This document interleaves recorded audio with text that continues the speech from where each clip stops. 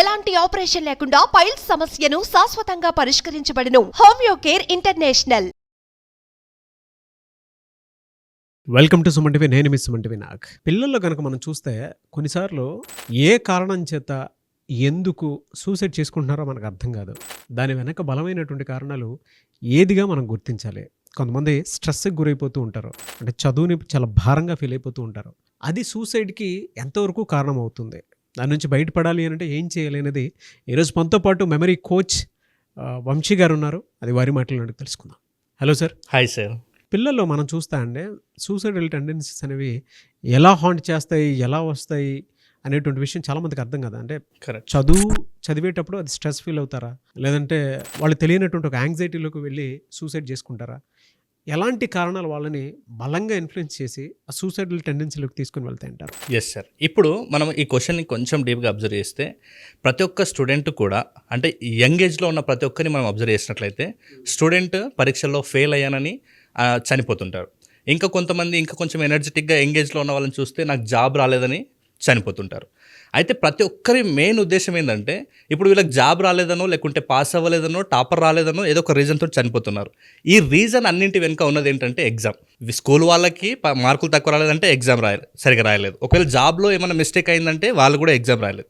First of all నేను ఒకటి చెప్తున్నాను సార్, ప్రతి ఒక్క స్టూడెంట్ సూసైడ్ చేసుకుంటున్నారు ఎందుకంటే మార్క్స్ రాలేదనో, జాబ్ రాలేదనో. ఇప్పుడు ఒక విషయం నాకు క్లారిటీ ఇవ్వండి. ఈ వీడియో చూసే ప్రతి పేరెంట్ కూడా కామెంట్ బాక్స్లో పోస్ట్ చేయండి.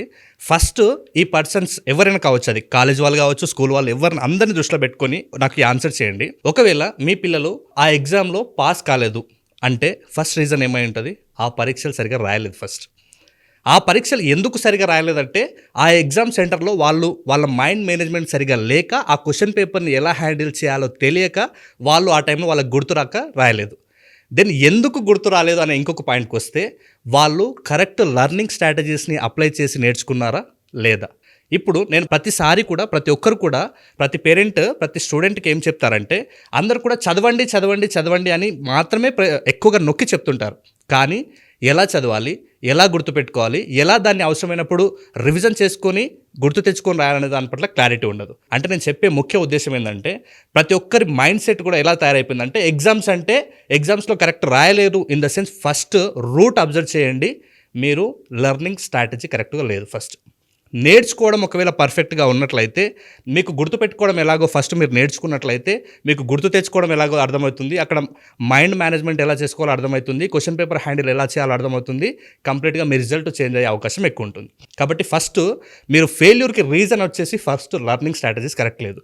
ఇప్పుడు ఒక విషయాన్ని అబ్జర్వ్ చేసేసారు, ఒక చిన్న ఆల్అవుట్ కొంటే దాని వెనుక మాన్యువల్ వస్తుంది. అంటే ఈ ఆల్అవుట్ని ఎలా యూజ్ చేయాలి, ఎప్పుడెప్పుడు యూజ్ చేయాలి. ఒక వాషింగ్ మిషన్కి మాన్యువల్ వస్తుంది, ఒక టీవీకి మాన్యువల్ వస్తుంది. కానీ ఒక స్టూడెంట్ ఎలా చదవాలి అన్న దానికి మాత్రం ఎక్కడ మాన్యువల్ లేదు. అందరూ ఏమంటారంటే ఒక ప్రాసెస్లో వాళ్ళకు ఒక ఏజ్ వచ్చిన తర్వాత అందరూ స్కూల్కు పంపిస్తున్నారు, మేము కూడా మా పిల్లల్ని స్కూల్కి పంపించాలి కాబట్టి పంపిస్తారు.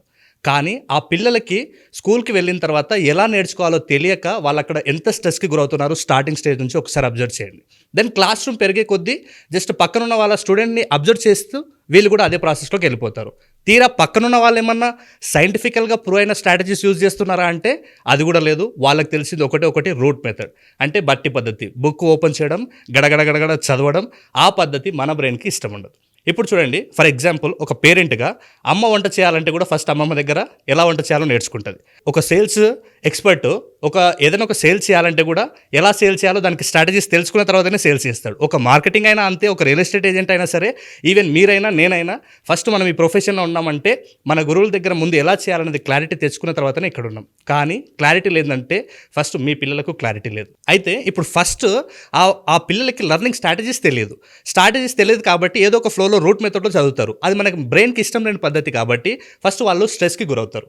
ఎందుకంటే అంత బుక్ కంటెంట్ ఇప్పుడు 3 అవర్స్లో గుర్తు తెచ్చుకోవాలంటే చాలా స్ట్రెస్ ఉంటుంది. దెన్ ఆ స్ట్రెస్ తర్వాత ఒక ఎక్స్ట్రీమ్ కండిషన్, అదే డిప్రెషన్. అప్పుడు వాళ్ళు కంప్లీట్గా ఎటు తెలుసుకోలేని స్థితిలో ఉంటారు. ఇంకా కొంతమంది స్టూడెంట్స్కి ఎగ్జామ్ సెంటర్లోకి వెళ్తే మైండ్ మొత్తం బ్లాంక్ అయిన స్టేజ్లో ఉంటుంది. అంటే మనకు కార్టిజాల్, ఇలాంటి హార్మోన్స్, ఒత్తిడికి సంబంధించిన, టెన్షన్కి సంబంధించిన హార్మోన్స్ ఎప్పుడైతే రిలీజ్ అవుతాయో మన బ్రెయిన్ మొత్తం కూడా బ్లాంక్ అయిపోతుంది. మన బాడీలో మెటబాలిజం పెరిగిపోతుంది, బ్రీతింగ్, హార్ట్ బీట్ అన్నీ కూడా పెరిగిపోతున్నాయి. వెంటనే మనకు చెమటలు పట్టేస్తుంటాయి. ఈ స్టేజ్ నుంచి మళ్ళీ బయటికి వెళ్ళి స్కూల్ ఆ ఎగ్జామ్ అయిపోయిన తర్వాత బయటికి వచ్చి చూస్తే అప్పుడు వాళ్ళకి అన్నీ గుర్తొస్తుంటాయి. ఎందుకంటే ఆ టైంలో వాళ్ళ ఆ ఒత్తిడికి గురై మైండ్ మేనేజ్మెంట్ సరిగా లేదు. దీని ఇంకొక విషయం ప్రతి పేరెంట్ కూడా గుర్తించాలి. పిల్లలకు అసలు ఈ స్టడీలో ఫస్ట్ ఈ లెర్నింగ్ స్ట్రాటజీస్ తెలియక ఇబ్బంది పడడం ఒక పాయింట్ అయితే, నెక్స్ట్ మీ పిల్లలు ఎందుకు సూసైడ్ చేసుకుంటారంటే వాళ్ళు ఏదైనా క్రిటికల్ కండిషన్లో ఉన్నప్పుడు ఎవరైనా హెల్ప్ చేసే వాళ్ళు ఉన్నారని చూస్తారు. ఎవరైనా హెల్ప్ చేసే వాళ్ళు ఆ సిచ్యువేషన్లో వాళ్ళ దగ్గరికి వచ్చి వాళ్ళని ఆ సిచ్యువేషన్ నుంచి బయటికి తీసుకొస్తే వాళ్ళకి సూసైడ్ చేసుకోవాలనే ఆలోచన తగ్గిపోతుంటుంది. అంటే ఇప్పుడు ఫర్ ఎగ్జాంపుల్ ఎగ్జామ్లో నేను మంచి మార్క్స్ రావేమో, నేను చదవలేనేమో, ఇలాంటి టైంలో మీరు ఎవరైనా వాళ్ళ ఫస్ట్ మీ పిల్లల దగ్గర కూర్చొని మీరు కమ్యూనికేషన్ బిల్డ్ చేయండి. వాళ్ళ లోపల ఏదైనా కరెక్షన్ చేయాలంటే నేను ప్రతి వీడియోలో చెప్తా, ఫస్ట్ కనెక్షన్ ఉండాలి. కనెక్షన్ ఉన్నప్పుడు కరెక్షన్ ఈజీ అవుతుంది. దెన్ మీరు కనెక్షన్లో ఉండి వాళ్ళకి ఏదైతే రిక్వైర్మెంట్ ఉందో, ఏదైతే వాళ్ళకి హెల్ప్ కావాలో ఒకసారి అడిగి తెలుసుకోండి. వాళ్ళకి సూసైడ్ థాట్స్ రావు. దెన్ ఒకటి హెల్ప్లెస్నెస్ స్టేజ్ అంటారు దీన్ని. నెక్స్ట్ వచ్చేసి వాళ్ళ సామర్థ్యం ఏందో వాళ్ళకి తెలియనప్పుడు వాళ్ళకి సూసైడ్ థాట్స్ వస్తుంటాయి. వాళ్ళు కొంతమంది చదువుతారు, అయినా కూడా ఇప్పుడు మనం కొంతమందిని అబ్జర్వ్ చేస్తే వీళ్ళు బాగానే ఎగ్జామ్ రాసి ఉంటారు, రిజల్ట్ వచ్చే టైంకి కొంతమంది సూసైడ్ చేసుకుని ఉంటారు. జాబ్ రాదేమో అనే భయంతో సూసైడ్ చేసుకున్నామని మనకు చాలా న్యూస్ పేపర్లో కనిపిస్తుంటుంది. అంటే వాళ్ళ సామర్థ్యం ఏందో వాళ్ళకి గుర్తు చేయండి దగ్గరుండి. అవసరమైతే కౌన్సిలింగ్స్ ఇప్పించడమా, లేకుంటే ఇలాంటి వీడియోస్ రిపీటెడ్గా చూడడమా, ఇలాంటివి ప్రతి పేరెంట్ కూడా ఫస్ట్ వాళ్ళకి ఒకటి హెల్ప్ చేయడానికి రూట్ వెతకండి, లేదా వాళ్ళ సామర్థ్యాన్ని గుర్తు చేయండి. దెన్ నెక్స్ట్ వచ్చేసి వాళ్ళకి హోప్ క్రియేట్ చేయండి ఫ్యూచర్ మీద. అంటే వాళ్ళ కంప్లీట్గా వాళ్ళ స్టడీస్కి సంబంధించి ఉండొచ్చు, కొంతమంది స్టూడెంట్స్కి జాబ్ వచ్చే వాళ్ళు ఉంటే జాబ్తో పాటు ఇంకా ఆల్టర్నేట్ ఏమున్నాయి ఆప్షన్స్, అలాంటి వాళ్ళకి ఎప్పుడైతే హోప్ క్రియేట్ అవుతుందో వాళ్ళకి అలాంటి నెగిటివ్ థాట్స్ కానీ సూసైడ్ థాట్స్ కానీ రావు. ఎప్పుడైతే ఇంకా నాకు ఎవరు హెల్ప్ చేయరనే ఉద్దేశం వచ్చినా, నా లోపల అంత సామర్థ్యం లేదనిపించినా, ఇంకా నేను ఫ్యూచర్లో ఏం చేయలేని తప్పిస్తే అన్న ఆలోచన వచ్చినా వెంటనే వాళ్ళకి సూసైడ్ థాట్స్ వస్తాయి. దెన్ మరీ ముఖ్యంగా చెప్తున్నాను, మీ పిల్లలు ఇంకా స్ట్రగుల్ అవుతున్నారంటే ఫస్ట్ ఆఫ్ ఆల్ సైంటిఫిక్గా ప్రూవ్ అయిన లెర్నింగ్ స్ట్రాటజీస్ని వాళ్ళకి నేర్పించండి. ఆటోమేటిక్గా వాళ్ళు కూడా సక్సెస్ అవుతారు. ఫ్యాంటాస్టిక్ అండి. యా, చాలా విషయాలు మీరు చెప్పడం జరిగింది. అంటే పిల్లలు హెల్ప్లెస్నెస్ అయిపోయినప్పుడు మాత్రమే, అంటే హోప్లెస్ సిచ్యువేషన్లో మాత్రమే ఎవరితోనూ చెప్పుకోలేరు. ఎందుకంటే పేరెంట్స్ పాయింట్ ఆఫ్ వ్యూ నుంచి చూసినప్పుడు పిల్లల మీద ఒక ఎక్స్పెక్టేషన్స్ ఉంటాయి. కరెక్ట్. అది తెలియకుండానే ట్రామాలో పిల్లలు ఉండిపోతూ ఉంటారు. ఎందుకంటే వీళ్ళు కూడా కంపేర్ చేసుకుంటారు, వాళ్ళు బాగా చదివారు, వీళ్ళు బాగా చదివారు, వాళ్ళు పాస్ అయితే మా పేరెంట్స్ ఏమైనా అంటారేమో అనుకున్నటువంటి ఉద్దేశం. లేదంటే అన్ని ఆస్పెక్ట్లో ఉంటాయి, బిహేవియరల్ ఆస్పెక్ట్ దగ్గర నుంచి చూసుకున్నా కూడా. అంటే వాళ్ళు ఇంత నీట్గా చదివారు కాబట్టి వాళ్ళకి ఇది వచ్చిందని చెప్పేసి మళ్ళీ నా మీద అరుస్తారు, అసలే నేను అలా ఉన్నాను ఇలా ఉన్నాను అనుకున్నట్టు సెల్ఫ్ డౌట్ నుంచి ఎక్కువ ఇవన్నీ స్టార్ట్ అవుతూ ఉంటాయి, హాంటింగ్స్. Correct sir. చాలా క్లియర్ అని.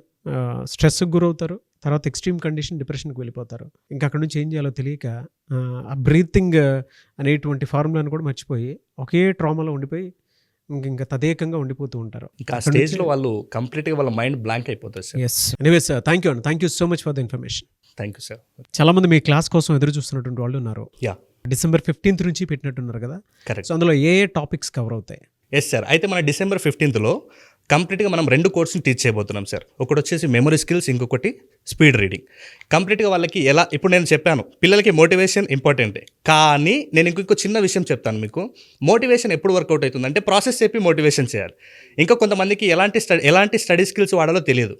సో మనం కంప్లీట్గా ఈ కోర్సులో మెమరీ స్కిల్స్లో ఎలా చదవాలి, ఎలా గుర్తుపెట్టుకోవాలి, ఎలా రివైజ్ చేయాలి, ఎలా మన మైండ్ సెట్ని సెట్ చేసుకోవాలి, ఎలా ఎగ్జామ్ టైంలో మనం స్పీడ్గా రాయాలి, ఎలాంటి మైండ్ సెట్ మనకి ఎగ్జామ్ టైంలో ఉంటే మనం ఆ పేపర్ని హ్యాండిల్ చేయగలుగుతాము, ఈ డీటెయిల్స్కి సంబంధించి ప్రతిదీ ఎలా గుర్తుపెట్టుకోవాలనేది 20 కాన్సెప్ట్స్ మనం మెమరీ స్కిల్స్ నేర్పిస్తాం సార్.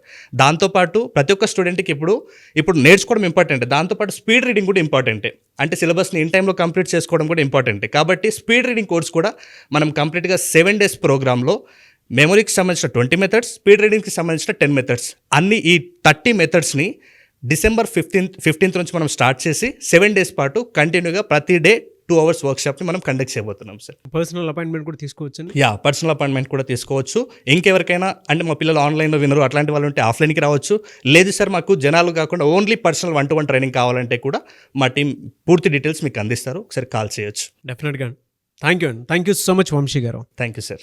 చూసారు కదండి వీడియో. ఈ వీడియోపై మీ అభిప్రాయం కమెంట్ బాక్స్లో పోస్ట్ చేయండి. ముఖ్యంగా మీరు కనుక వంశీ గారు అపాయింట్మెంట్ తీసుకొని మీ పిల్లలకు సంబంధించినటువంటి మెమరీ పవర్ టెక్నిక్ మీరు పెంచుకోవాలనుకున్నా, అంటే మెమరీ పవర్ పెంచుకోవాలనుకున్నా, ఎగ్జామ్లో పర్ఫామ్ బాగా చేయాలనుకున్నా కూడా ఏ చిన్న టిప్ ఉన్నా మీకు కావాలి అనుకుంటే అపాయింట్మెంట్ మీరు డెఫినెట్గా తీసుకోండి.